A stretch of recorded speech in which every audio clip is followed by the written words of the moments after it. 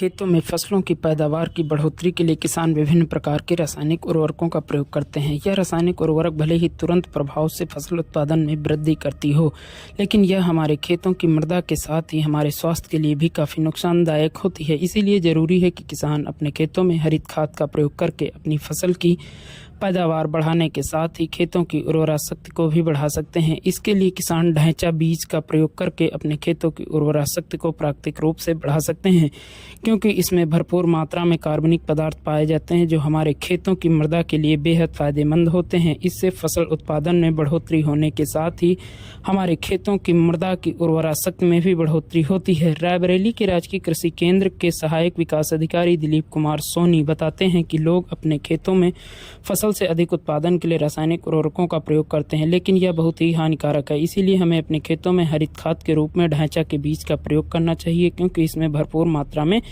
कार्बनिक पदार्थ पाए जाते हैं जो हमारे खेतों की मिट्टी के लिए बेहद उपयोगी होते हैं। वह बताते हैं कि ढैंचा बीज की बुआई रबी की फसल की कटाई के बाद अप्रैल के अंतिम व मई के प्रथम सप्ताह तक कर देनी चाहिए, क्योंकि रबी की फसल की कटाई के बाद खेत खाली पड़े रहते हैं। किसान आगामी फसल के लिए मानसून का इंतजार करते हैं, इसीलिए यह ढैंचा की बुआई का सबसे उपयुक्त समय होता है। ढैंचे की फसल में 20 से 25 दिनों के बाद पौधे में गांठें बननी शुरू हो जाती हैं। इस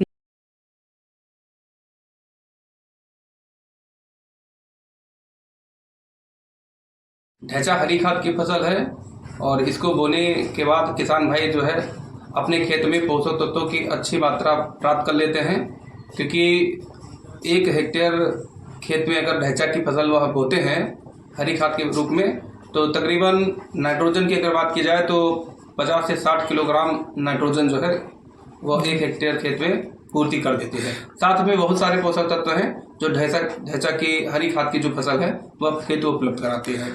सर 1 एकड़ में कितनी बीज लगती है इसकी?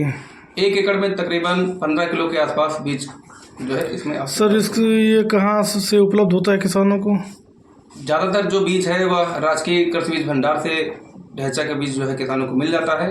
यद्यपि अगर वहाँ नहीं है तो मार्केट में बहुत से प्रतिष्ठान हैं जहाँ से बीज प्राप्त कर सकते हैं। सर इसकी बुआई कब की जाती है? इसकी बुआई 15 अप्रैल से प्रारंभ होती है और 30 अप्रैल तक जो है कर देनी चाहिए, जिससे कि उसको पलटने में जो है 45 से 50 दिन के बाद उसको पलटा जाता है और जिसके बाद जो है वो सड़ता है और उसके बाद जो है धान की रोपाई कराई जाती है।